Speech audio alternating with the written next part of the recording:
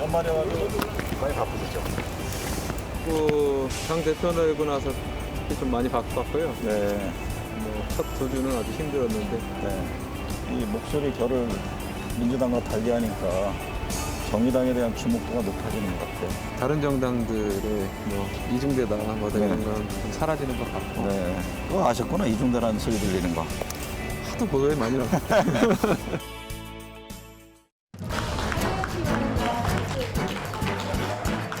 70년대생 원내 정당 대표. 진보의 금기에 도전하며 연금, 노동개혁 등 과감한 의지를 제안한 진보 정당의 새 수장 김종철 정의당 대표. 민주당의 보수와 정부의 개혁 후퇴에 거침없는 돌직구를 날리며 거대 양당 국회에서 목소리를 높이고 있는데 국민들을 위한 진정한 정책 이슈 이런 거를 그냥 꾸준히 발언을 하려고 하고 있습니다. 김종철 대표가 그리는 정의당이 나아갈 길 집중 분석합니다. 민주당의 이중대 얘기를 들었던 정의당이 달라지고 있습니다. 진보 진영에서 금기로 여겨졌던 노동의 유연성 문제를 먼저 언급하고 또 보수 야당과의 정책 얘기도 나오고 있습니다. 그 중심에는 정의당 지도부의 세대 교체를 몰고 온 김종철 대표가 있습니다. 김 대표를 직접 만나보겠습니다. 안녕하십니까? 예, 안녕하십니까? 네. 취임한 지 지금 한 2달 되셨나요? 오늘로 한 45일째 정도 됩니다. 그렇군요. 그동안 이제 여러 현안에 대해서 과거와는 다른 이른바 야성을 찾았다. 그런 얘기를 들을 정도로 목소리를 냈는데 지금 가장 뜨거운 문제가 얼마 전에 검찰총장의 이른바 직무정지가 내려졌고 또 이에 대해서 검찰총장은 직무정지 효력 집행정지 신청을 냈는데 지금의 이 갈등 상황을 어떻게 보고 계세요? 검찰이 잘못한 것에 대해서 수사해야 될 기관이 검찰인데 네. 봐주는 경우가 워낙 많았거든요. 그래서 사실 이렇게 검찰개혁으로 출범한 사안인데 지금은 이 본질보다는 결과적으로 추미애 윤석열의 그 권력 다툼, 그러니까 결과적으로 보면 여당과 검찰의 권력 다툼식으로 좀 변질돼 있어가지고 네. 굉장히 좀 우려 섞인 시선으로 보고 있습니다.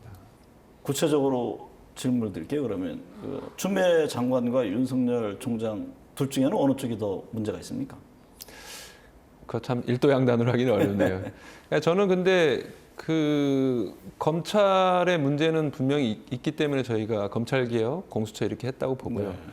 추미애 장관이 그걸 추진하는 과정에서 이렇게 좀 감정을 너무 폭발적으로 드러낸다든가 네. 그리고 또 이렇게 막 국회에서 막 싸움을 한다든가 이런 식의 감정적인 대응을 보인 면이 있어서 국민들이 볼 땐 좀 염증이 느껴지는 그런 상황으로 왔다고 생각해요. 네. 좀 잘못이 있는 거죠. 네.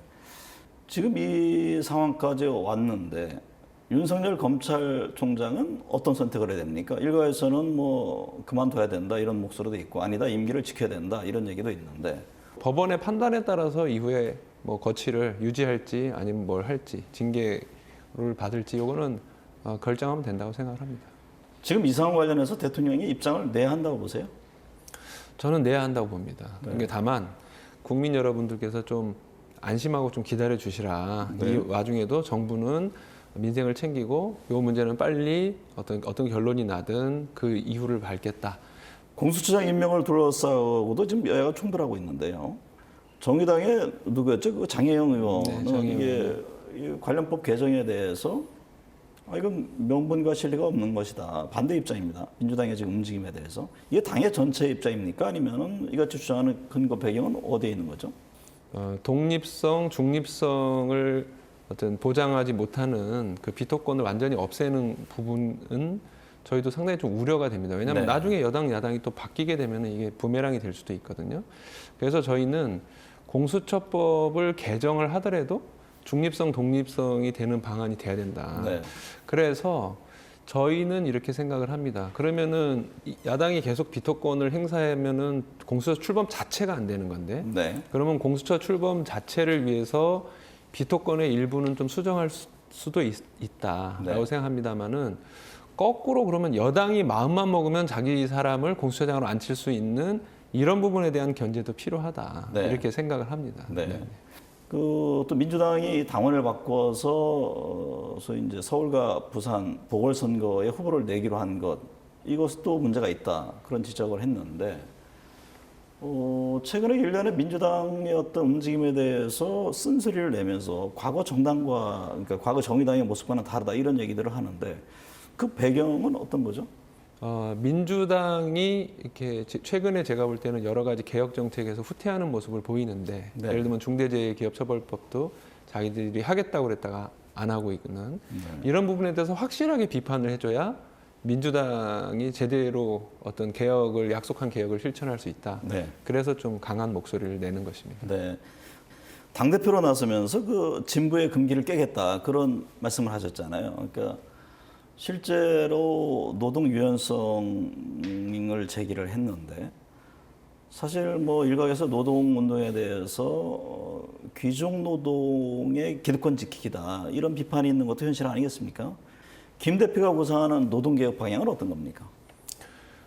제 생각은 현재 노동이 이미 굉장히 유연화돼 있습니다. 네. 그러니까는 이미 유연화된 노동자들을 보호하는 것이 노동개혁의 좀 핵심이 돼야지 않겠느냐라는 네. 생각을 해서, 그렇다면 노동유연화를 받아들이는 대신에 어떤 실업급여의 기간을 연장한다거나, 아니면 국가가 재취업과 재교육을 어떤 굉장히 좀 투자를 해준다거나, 그리고 비정규직이라도 동일노동 동일임금을 받을 수 있게 해준다거나, 네.